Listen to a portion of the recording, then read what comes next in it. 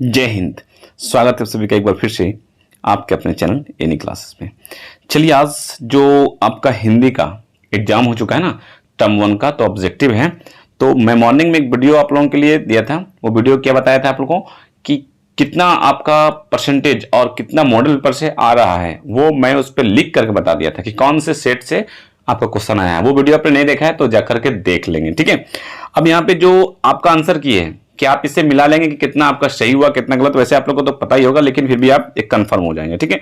तो टर्म 1 का है, तो चलिए देखते हैं कि कहाँ क्वेश्चन कहाँ से। यहाँ से आपका ये पैसेज दिया गया था और यहाँ पे लिखा गया था कि 1 से 4 आपको जवाब देना है, ठीक है। तो पहला क्वेश्चन आपका क्या लिखा है कि संस्कृति, ठीक है ना, संस्कृति में शाश्वत धारा के निर्माण में सहायक होते हैं। तो ये क्या होगा आपका आंसर 3 आपका सही आंसर है, ठीक है। नेक्स्ट क्वेश्चन है कि राजनीतिक और अवस्थाएं किस बात के अनुपालन के सार्थक बताती है, ये आपको बताना है। तो शाश्वतता का आंसर ये सही नंबर आपका, शाश्वतता सही नंबर ऑप्शन है, ठीक है। नेक्स्ट क्वेश्चन आपका जो है क्वेश्चन नंबर 3, इसमें देख लेते हैं क्या लिखा हुआ है कि समकालीन और क्षणिक संस्कृति को आत्मघात से बचने के लिए किसका अनुसरण करना, ठीक है, किसका अनुसरण करना चाहिए, ये आपका क्वेश्चन नंबर 3 है। तो इसका ऑप्शन नंबर 1 सही है।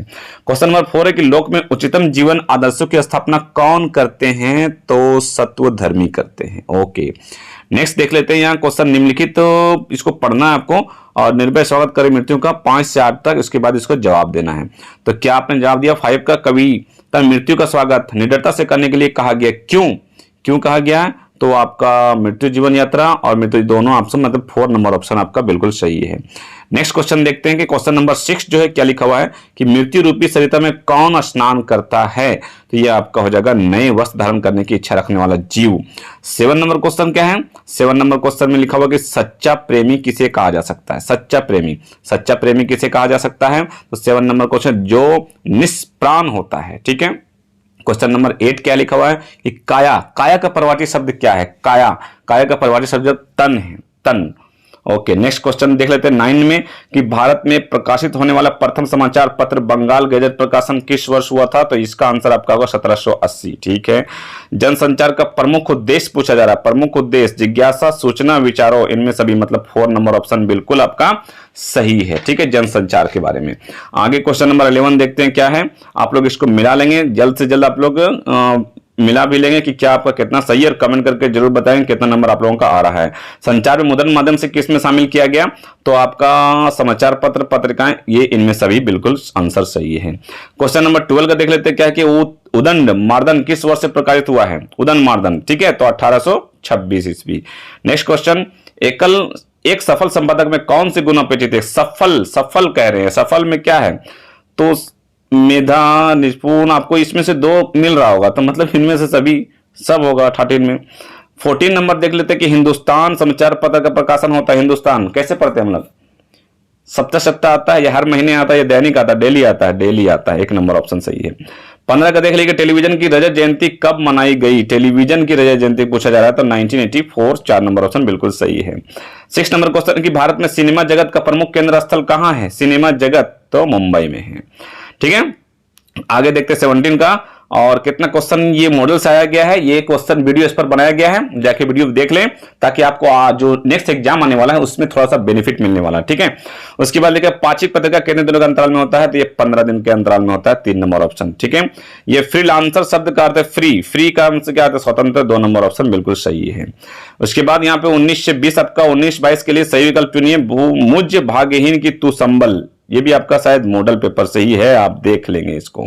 इसमें क्या लिखे कि उपयुक्त काव्यांश में कवि कौन है। 19 का जवाब देना आपका, तो 19 में आपका होगा Suryakant Tripathi Nirala. Question number answer number 2 बिल्कुल सही है। क्वेश्चन नंबर 20 का देख लेते हैं, आंसर क्या होगा कि कवि ने किसे अपना संबल कहा है। तो कवि ने किसे अपना संबल कहा है, संबल सरोज को कहा है, ठीक है।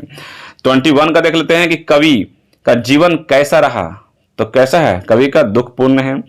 विकल का शब्द का क्या है, विकल मतलब होगा क्या, व्याकुल, विशेष, शांत युक्त, तो होगा व्याकुल। ओके, 23 का क्या है कि कार्नेलिया के गीत कविता किस नाटक का अंश है। तो ये तो चंद्रगुप्त का है, ठीक है। ये तो आपको लोग ऑनलाइन जो करवा रहे थे उसमें भी आप लोगों ने देखा होगा। आगे है 24 में क्या लिखा हुआ कि बसंत आया कविता के कवि है। 24 का आंसर देना है, बसंत आया, तो रघुवीर सहाय है आपका, ठीक है। नेक्स्ट 25 का देख लेते हैं, और 25 का देख लेते हैं कि जब प्रकृति से नाता टूटता है, जब प्रकृति से नाता टूटता जा रहा है तो बसंत के आने का पता किस प्रकार होता है? पुस्तक से बसंत आने, डायरी से, कैलेंडर से होगा। 4 नंबर ऑप्शन बिल्कुल सही है। आगे हैं कि मुक्त छंद के प्रवर्तक, 26 नंबर क्वेश्चन, प्रवर्तक कवि के रूप में माने जाते हैं। 26 का क्या होगा? सूर्यकांत त्रिपाठी निराला होगा 26 का।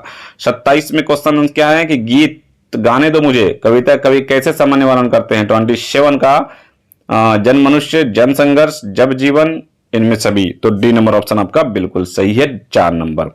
निम्नलिखित ग्रंथ को ध्यानपूर्वक पढ़िए और 28 से 31 का जवाब देना है। अरे मैं उन दिनों कितना काम कर लेता था, कभी थकता नहीं था। उसके बाद यहाँ पढ़ना है आपको, आप लोगों ने पढ़ा होगा। इसका जवाब देने के लिए आप आए, प्रस्तुत गद्यांश के लेखक है। 28 का जवाब देना है आपको, तो 28 का जवाब होगा भीष्म साहनी। ओके, और आपको बताऊं आगे बढ़ने से पहले कि आपका जो भी टर्म 1 का मैं कोशिश करूंगा जितना मुझे जानकारी होगी सभी का आंसर की आपको प्रोवाइड करवाने का। तो आप चैनल को सब्सक्राइब कर ले और जुड़ जाए चैनल से, और जो भी मतलब कि क्वेश्चन आएगा उसके बाद मैं उसे सेट से मिला करके आपको बताऊंगा कि कितना आ रहा है, ताकि आपका जो नेक्स्ट एग्जाम होने वाला है उसकी तैयारी आप कैसे करेंगे ये आपको जानकारी मिलेगी। तो हिंदी का जो मैं वीडियो अपलोड कर दिया हूं एनी क्लासेस में, आप जाके वहां पे देख लें कि कितना क्वेश्चन आपका सेट से दिया गया है। ठीक है, 28 हो गया। अब 29 का देखते हैं, कितना देखते हैं 29 का। 29 का क्या है? अरे मैं उन दिनों कितना काम कर लेता था, अरे कितना काम कर लेता था। कौन कहे थे ये? किनका कथन है? महात्मा गांधी का है। 30 का देखते हैं कि महादेव देसाई कौन थे? महादेव देसाई गांधी जी के निजी सचिव थे। 2 नंबर ऑप्शन सही है। 31 का देखते हैं क्या लिखा, महादेव देसाई कहां से जुड़े संपन्न अपनी यादें सुनाने लगे। 31 का आंसर होगा 1 एवं 2 दोनों। 32 का देख लेते हैं क्या लिखा हुआ है कि आचार्य रामचंद्र शुक्ला की कृति का अक्षय स्रोत उनके द्वारा लिखित किस पुस्तक से माना जाता है। 32 का, तो 32 का आपका हो जाएगा हिंदी साहित्य के इतिहास, नंबर 1 बिल्कुल सही है। ओके, आप लोग मिला चुके होंगे तो कमेंट करके जरूर बताएंगे कितना मार्क्स आया आपका। रामचंद्र शुक्ला के पिता का तबादला जब हमीरपुर से मिर्जापुर हुआ तब शुक्ल की उम्र कितनी थी? 33 का, 8 वर्ष थी। ओके, नेक्स्ट क्वेश्चन 33 के बाद क्या होता है? 34 का। 34 नंबर लिख लेते हैं कि सुमिरनी के मन के पाठ के अंतर्गत कितने लघु निबंध है? 2 है, 3 है, 4 है, 5 है। ठीक है, तो ये आपका 3 है। 2 नंबर ऑप्शन बिल्कुल सही है। 35 का देखते हैं कि ढेले चुन लो निबंध के माध्यम से समाज में निहित किन कुरीतियों का व्यंग किया गया था। बाल विवाह का, या फिर जाति प्रथा का, या अंधविश्वास का, पूर्ण विवाह का, अंधविश्वास का किया गया था। तो 35 का जो ऑप्शन है 3 ये आपका सही है। ठीक है, आगे है जलालगढ़ पहुंचकर हरगोविंद बड़ी बहुरिया के पैर पकड़कर माफी क्यों मांगता है? तो बड़ी बहुरिया का संदेश नहीं सुना सका इसलिए वो माफी मांगता है। क्वेश्चन 36 का ऑप्शन 1 सही है। 37 का देख लेते हैं क्या लिखा हुआ है कि सूरदास की झोपड़ी प्रेमचंद के किस उपन्यास का अंश है? 37 में तो रंगभूमि का है। 38 का देखते हैं क्या लिखा हुआ है कि सूरदास की झोपड़ी में आग किसने लगाई थी? सूरदास की झोपड़ी में आग? तो भैरों ने लगाई थी। ओके, 39 का क्या लिखा हुआ है कि 39 में लिखा हुआ कि आटे की भांति राख को कौन बटोर रहा था? आटे की भांति राख को कौन बटोर रहा था? 39 के आपको जवाब देना है। तो 39 में क्या होगा? सूरदास होगा। बजरंगी भैरव, तो सूरदास 3 नंबर ऑप्शन बिल्कुल सही। जब उसका झोपड़ी जल गई थी तब वही ना बटोर रहा था। 40 का क्या लिखा हुआ है कि 40 में लिखा है कि झोपड़ी के आसपास सन्नाटा छा जाने के कारण क्या था? मारपीट था, सूरदास की मृत्यु थी, इनमें से सभी कोई नहीं, या झोपड़ी का जलना? क्या होगा? तो झोपड़ी का जलना होगा, क्योंकि उसकी झोपड़ी जल गई थी इसलिए सन्नाटा छा गया था। तो 40 का 1 बिल्कुल सही है। ठीक है, आई होप आप लोगों ने मिला लिया होगा। अगर मिला चुके हैं तो इसका जवाब दे और आप कमेंट करके बताएं कि आपका कितना मार्क्स आया है और कितने आपका मार्क्स आया है। ठीक है, क्वेश्चन जो हिंदी का बहुत ही ईजी है, आपका पैसेज बहुत ईजी दिया गया था। मतलब कि पैसेज तो जैसा भी रहे लेकिन क्वेश्चन घुमा के नहीं पूछा गया था, डायरेक्ट क्वेश्चन आपका पैसेज से निकल जा रहा था, तो आपने जवाब दे दिया होगा। तो जल्दी से जल्द बताएं इसमें, और चैनल को सब्सक्राइब कर ले, क्योंकि जो भी क्वेश्चन ऑब्जेक्टिव आने वाला है सभी का मैं आपको करवाऊंगा, आंसर की बताने की कोशिश करूंगा। ठीक है, तो मिलते हैं फिर नेक्स्ट वीडियो में कुछ खास जानकारी के साथ। तब तक रखें अपना ख्याल और तैयारी करते रहें, मॉडल सेट पढ़ते रहें। Thank you friends, thanks for watching.